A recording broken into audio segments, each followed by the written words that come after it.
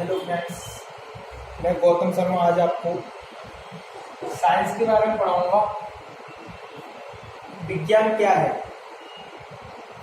वैसे में biology subject मेरा मेन जो सब्जेक्ट है वो है बायोलॉजी, लेकिन मैं आपको पूरा साइंस पढ़ाऊंगा। प्रत्येक डे का एक लेक्चर रहेगा, इसमें अपन विस्तृत तरीके से पढ़ेंगे। तो आज अभी बेसिक जो साइंस में जो बेसिक चीज़ें हैं, विज्ञान होता क्या है, जीव विज्ञान क्या है, भौतिक विज्ञान क्या है, उसके बारे में पढ़ेंगे और लेक्चर आज पूर्ण चालू करेंगे। कोई सा भी एक टॉपिक लेंगे जिससे ये प्रारंभ हो। तो सबसे पहले जो विज्ञान है, विज्ञान दो शब्दों से मिलकर बना है, विग प्लस ज्ञान। दो शब्दों से मिलकर बना था विज्ञान, वेद प्लस ज्ञान। तोड़ दो विज्ञान को, वेद प्लस ज्ञान। वेद का अर्थ होता था व्यवस्थित एवं क्रमबद्ध। क्या होता था? व्यवस्थित एवं क्रमबद्ध। ज्ञान का अर्थ था अध्ययन। क्या था? अध्ययन। कहने का मतलब यह है, विज्ञान क्या है? विज्ञान किसी भी सब्जेक्ट का व्यवस्थित तरीके से या क्रमबद्ध तरीके से अध्ययन करना ही क्या कहलाता है? विज्ञान। किसी भी विषय का व्यवस्थित एवं क्रमबद्ध अध्ययन ही क्या कहलाता है? विज्ञान। विज्ञान को अंग्रेजी में क्या कहते हैं? साइंस। ये जो साइंस शब्द आया है वो एक साइंटिया शब्द से आया है, जो क्या की भाषा था? ग्रीक भाषा थी। एक ग्रीक भाषा का एक शब्द था साइंटिया, जिससे मिलकर बना साइंस, जिसका अर्थ क्या होता है? ज्ञान। कहने का मतलब यही है कि किसी भी सब्जेक्ट का, किसी भी विषय का व्यवस्थित तरीके से अध्ययन करना ही क्या कहलाता है? विज्ञान कहलाता है। विज्ञान में बहुत सारी शाखा हैं, जिसमें से ये तीन मुख्य शाखाओं में बांटा है। मुख्य शाखा कौन सी है? तीन ही है मुख्य शाखा। पहला है जीव विज्ञान, जिसे बायोलॉजी कहते हैं। दूसरा है भौतिक विज्ञान, जिसे फिजिक्स कहते हैं। तीसरा है रसायन विज्ञान, जिसे केमिस्ट्री कहते हैं। जीव विज्ञान, भौतिक विज्ञान और रसायन विज्ञान, यही अपना साइंस का एक क्या है? मूल है। इनको पढ़ लिया तो सारा साइंस अपना कवर हो जाता है। मुख्य शाखाएं हैं, हालांकि बहुत सारी शाखाएं हैं वैज्ञानिक, बहुत अब तो माइक्रोबायोलॉजी और जेनेटिक्स वगैरह बहुत सारी शाखाएं बन रही हैं विज्ञान की, लेकिन जो मुख्य शाखा है जो अपन को पढ़ना है, वो पढ़ना है जीव विज्ञान, भौतिक विज्ञान और रसायन विज्ञान। मतलब बायोलॉजी, फिजिक्स और केमिस्ट्री, ये सारा साइंस पूरा खत्म होता है। जो अपना एक 1 ईयर जो व्यापक और MPSI जो भी जितने भी एग्जाम है, उसमें जो क्वेश्चन पूछता है वो ये 3 सब्जेक्ट से पूछता है। ये भी क्या है? एक शाखा है किसकी? विज्ञान की शाखा। तो सबसे पहले लेके चलेंगे जीव विज्ञान।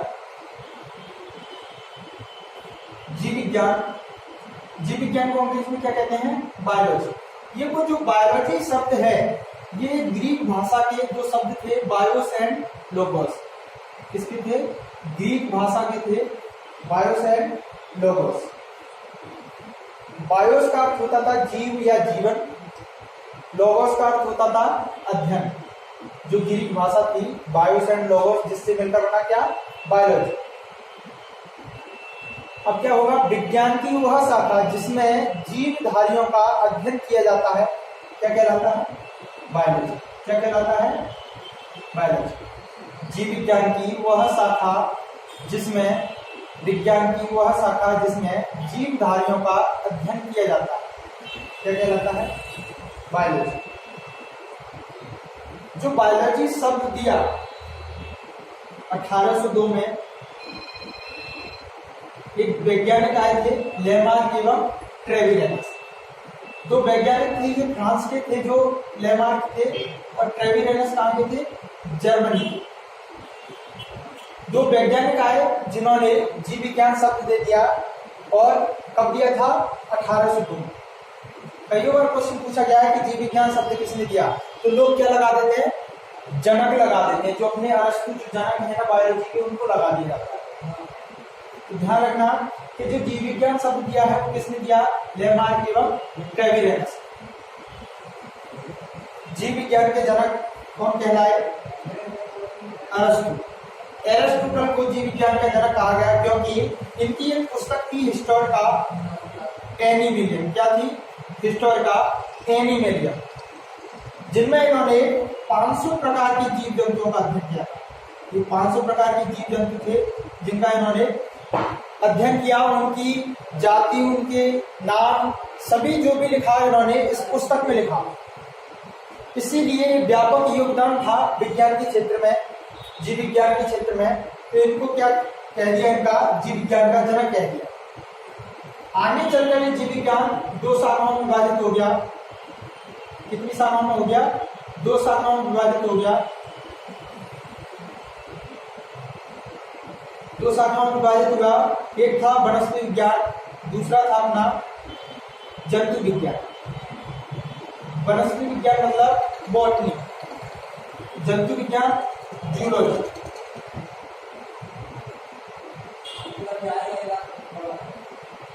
क्या था? वनस्पति विज्ञान और जंतु विज्ञान। तो बॉटनी और जूलॉजी में 2 शाखाओं में विभाजित किया गया था। किसको? बायोलॉजी को। जीव विज्ञान की 2 शाखा थी, कौन कौन सी? वनस्पति विज्ञान और जंतु विज्ञान। ये जो जंतु विज्ञान है ये 2 शब्दों से मिलकर बना है। किससे मिलता है? किससे मिलकर बना है? जू प्लस लॉजी। जैसे ये 2 शब्द थे जूलॉजी में, जू प्लस लॉजी 2 शब्दों से मिलकर बना है। जू माने होता है जंतु और लॉजी से होता है अध्ययन। जहां पे लॉजी डला है तो वहां क्या होगा? अध्ययन होगा उसका अर्थ, और जहां कल्चर आया उसका क्या होगा? पालन। ठीक है, तो ध्यान रखना कि जूलॉजी में क्या होगा? जंतुओं का अध्ययन किया जाएगा। अब क्या बोलेंगे अपन? इसकी डेफिनेशन अगर बोला जाए क्या होगा? विज्ञान की वह शाखा जिसमें जंतुओं का अध्ययन किया जाता है क्या कहलाता है? जूलॉजी कहलाता है। क्या कहलाता है? जूलॉजी कहलाता है। जो अरस्तु थे जंतु विज्ञान के भी जनक कहलाए क्योंकि इन्होंने जंतु और जीवों की पुस्तक लिखी थी। अभी बताया था आपको, जंतु और जीव के ऊपर पुस्तक लिखी। कौन सी? हिस्टोरिका एनिमेलियम, जिन्होंने इनमें 500 प्रकार के जीव जंतुओं का अध्ययन किया था। किस किस का किया था? जीव और जंतु। इसीलिए इनको जंतु विज्ञान और जीव विज्ञान के जनक कहा जाता है। ठीक है, क्लियर? यहाँ तक क्लियर? नेक्स्ट चलना है अपना। नेक्स्ट शाखा थी इसकी क्या? वनस्पति विज्ञान। वनस्पति विज्ञान में क्या कहते हैं? बॉटनी। ये जो बॉटनी शब्द है वो एक ग्रीक भाषा के बॉटन शब्द से मिलकर बना है। किससे मिलकर बना है? बॉटन शब्द से मिलकर बना है, जिसका अर्थ होता था चारागाह, पेड़ पौधे। क्या होता था? चारागाह, पेड़ पौधे। कहने का मतलब ये है विज्ञान की वह शाखा थी जिसमें पेड़ पौधों का मतलब झाड़ी हो चाहे पेड़, जितने भी चारागाह जो खाने योग्य है, जो अपने पशु वगैरह खाते हैं, चारागाह कहा जाता है। तो इसमें क्या है? सभी पेड़ पौधों का अध्ययन किया गया था। किसमें? वनस्पति विज्ञान। ये किसकी शाखा थी? जीव विज्ञान की दूसरी शाखा थी क्या? वनस्पति विज्ञान। इसके जो जनक कहलाए वो थे अपने प्रोफेसर थियोफ्रस्टस। कौन थे? प्रोफेसर थियोफ्रस्टस। कौन थे? प्रोफेसर थियोफ्रस्टस। इनकी एक पुस्तक थी हिस्टोरिका प्लेंटिरेनम, जिनमें इन्होंने 480 प्रकार के पेड़ पौधों का अध्ययन किया था। कितने प्रकार के पेड़ पौधों का किया था? 480 प्रकार के पेड़ पौधों का अध्ययन किया था। इसीलिए थियोफ्रस्टस को क्या कहा गया? वनस्पति विज्ञान का जनक कहा गया। ध्यान रखना है, अरस्तु की जो पुस्तक थी उसका नाम था हिस्टोरिका एनिमेलियम, और जो थियोफ्रस्टस की पुस्तक थी उसका नाम था हिस्टोरिका प्लेंटिरेनम। ध्यान रखना अच्छे से। ठीक है, क्लियर? ये अपनी क्या है? बेसिक जानकारी की विज्ञान से। तुम आगे देख कर नेक्स्ट अपन पढ़ेंगे क्या? मानव शरीर। मानव शरीर क्या है? मानव शरीर देखा जाए जब बच्चा भ्रूण बनता है तो वो एक कोशिका से मिलकर बनता है। मतलब मानव शरीर की सबसे छोटी इकाई क्या है? कोशिका होती है। मानव शरीर की सबसे छोटी इकाई क्या होती है? कोशिका सेल। जो बच्चा पैदा हुआ, जो भ्रूण बना, वो एक सेल से प्रारंभ हुआ। इसीलिए क्या कहते हैं? मानव शरीर की सबसे छोटी इकाई क्या है? कोशिका। इसको और कहा जाता है क्या, क्रियात्मक एवं संरचनात्मक इकाई। क्रियात्मक एवं संरचनात्मक इकाई क्या कहा जाता है, क्रियात्मक एवं संरचनात्मक इकाई क्यों कहा गया, क्योंकि ये प्रत्येक जीव में, प्रत्येक जंतु या जीव में जो सजीव है उसमें क्या होगा, ये एक समान कार्य करती है और एक समान संरचना होती है, इसीलिए इसको क्रियात्मक और संरचनात्मक इकाई कहा जाता है। कहने का मतलब यह है, जैसे अपना एक मकान है, मकान की जो एक ईंट है वो क्या है, कोशिका है, सेल है। यही कोशिका, जैसे एक कोशिका थी, छोटा भ्रूण था, जब ये एक कोशिका से मिलकर बना तो धीरे धीरे ये विभाजन होता है। कोशिका विभाजन अपन आगे पढ़ेंगे, एक लेक्चर आएगा कोशिका विभाजन के बारे में, जिसमें अपन पढ़ेंगे। जब कोशिका विभाजन हुआ तो ये प्रत्येक कोशिका कईयों अन्य कोशिकाओं में विभाजित हो जाती हैं। यही अन्य कोशिका मिलकर एक ऊतक का निर्माण कर देती है। क्या कर देती हैं, ऊतक का निर्माण कर देती है। तो छोटी छोटी कोशिका मिलकर ही किसका निर्माण किया, ऊतक का निर्माण किया, टिश्यू का निर्माण किया। किसका किया, टिश्यू, ऊतक का निर्माण किया। ऐसे ही कईयों प्रकार के ऊतक मिलकर एक अंग का निर्माण करते हैं। जैसे अपना यकृत, अग्नाशय, नाक, गला, कान, ये सारे अंग हैं, वो किससे मिलकर बने हैं, ऊतकों से मिलकर बने हैं। लेकिन अगर पूछा जाए ऊतक किससे मिलकर बने हैं, किससे मिलकर बने हैं, कोशिका से मिलकर बने हैं। ऐसे ही अपने अंग मिलकर अंग तंत्र का निर्माण करते हैं। किसका निर्माण करते हैं, अंग तंत्र का। अब जितने भी अपने अंग तंत्र हैं, जैसे पाचन तंत्र, श्वसन तंत्र, उत्सर्जन तंत्र, जितने भी तंत्र थे अपने, उसका निर्माण किससे हुआ है, अंगों से हुआ है। यही अंग तंत्र अपने किसका निर्माण करते हैं, मानव शरीर का निर्माण करते हैं। तो कहने का मतलब क्या है, मानव शरीर की सबसे छोटी इकाई क्या है, तो मानव शरीर की सबसे छोटी इकाई क्या है, कोशिका है। ठीक है, क्लियर। तो अपन कोशिका अगले लेक्चर में पढ़ेंगे। अभी अपन को तंत्र समझ में आना चाहिए, तंत्र कौन कौन से हैं। मानव शरीर में 9 प्रकार के तंत्रों से मिलकर बना है।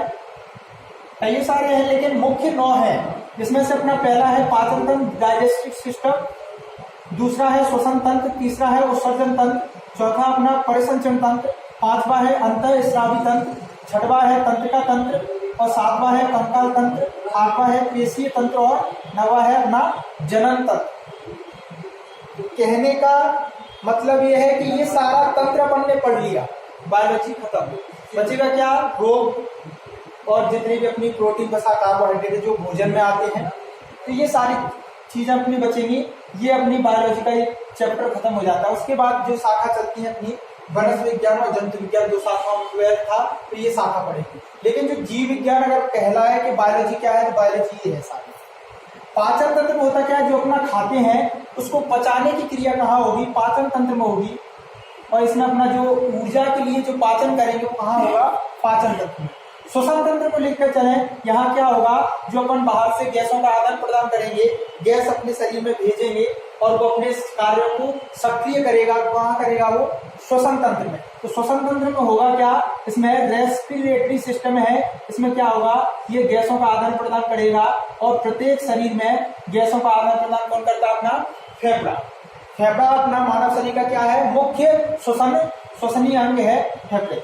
ठीक है, नेक्स्ट है अपना उत्सर्जन तंत्र। इसको विस्तृत तरीके से पढ़ेंगे अभी अपन। श्वसन तंत्र का कार्य केवल गैसों का आदान प्रदान करना होता है।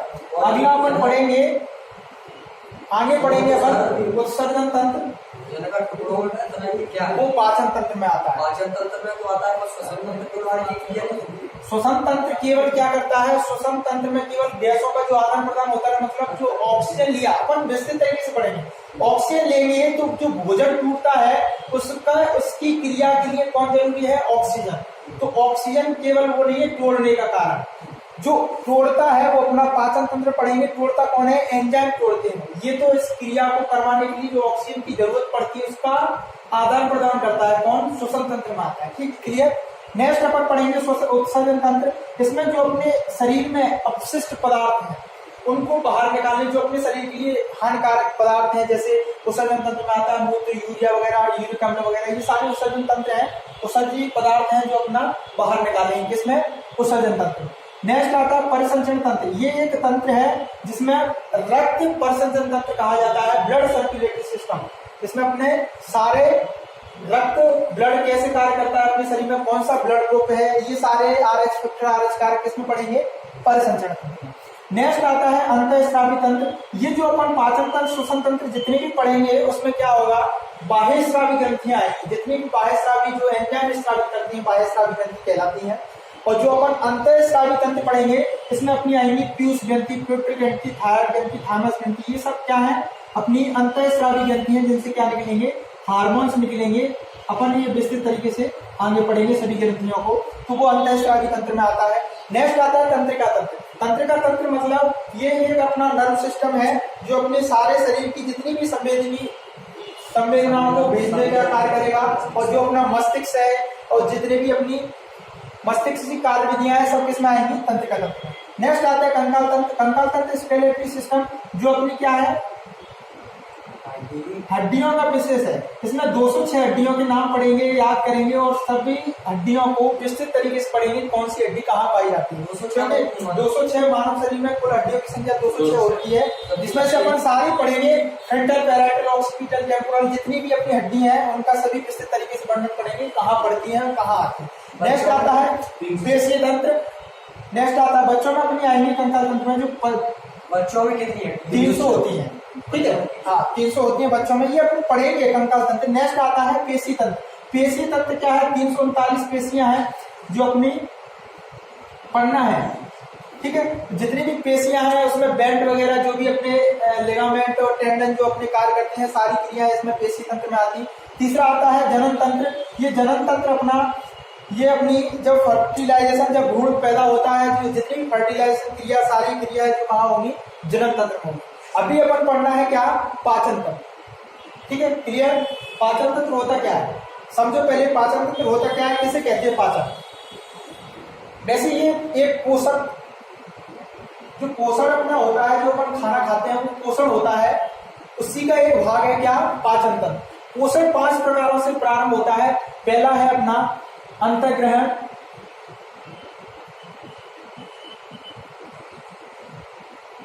अंतःग्रहण, दूसरा है पाचन, तीसरा है स्वांगीकरण,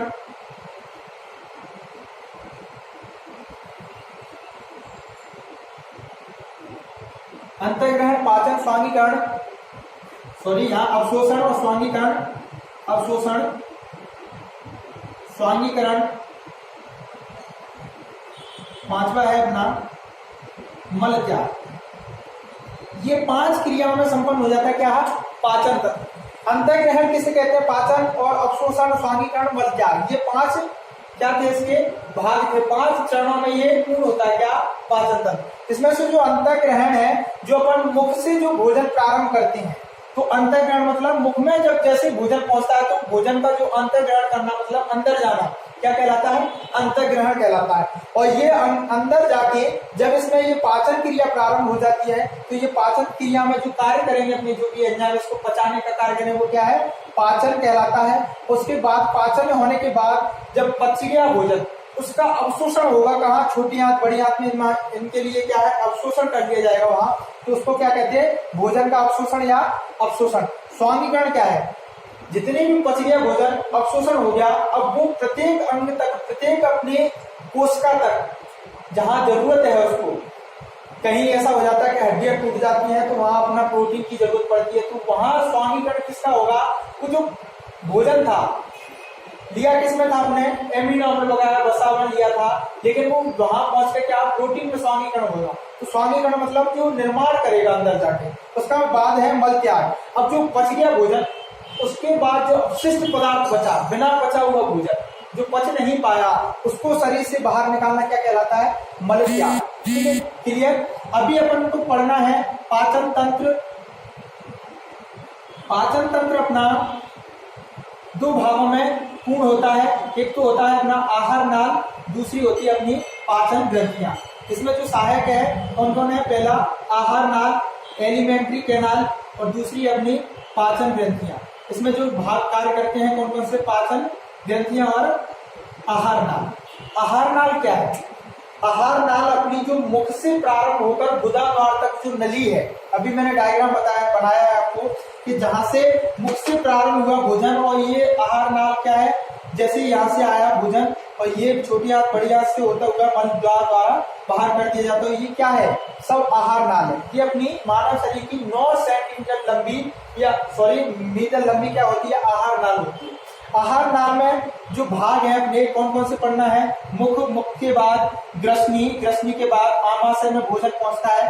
आमाशय में भोजन के पहुंचने के बाद ड्यूडेनम भाग जो छोटी आंत का भाग है, उसके बाद बड़ी आंत में पहुंचता है। बड़ी आंत के द्वारा रेक्टम मलाशय के द्वारा इकट्ठा हो जाता है, जब इच्छा अनुसार बाहर निकल जाता है।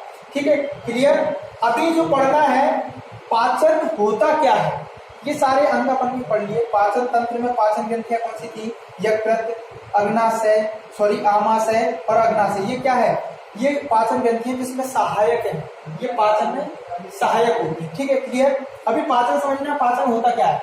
जो अपन ने खाया भोजन वो कैसा है? जटिल है। कैसा है? जटिल है।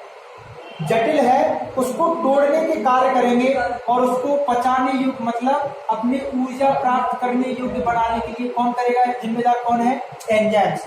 तो जटिल कार्बनिक पदार्थों को, जो डेफिनेशन है पाचन तंत्र की क्या है? जटिल कार्बनिक पदार्थों को एंजाइम की सहायता से भौतिक या रासायनिक अभिक्रिया द्वारा सरल कार्बनिक पदार्थों में बदल दिया जाता है। क्या कहलाता है?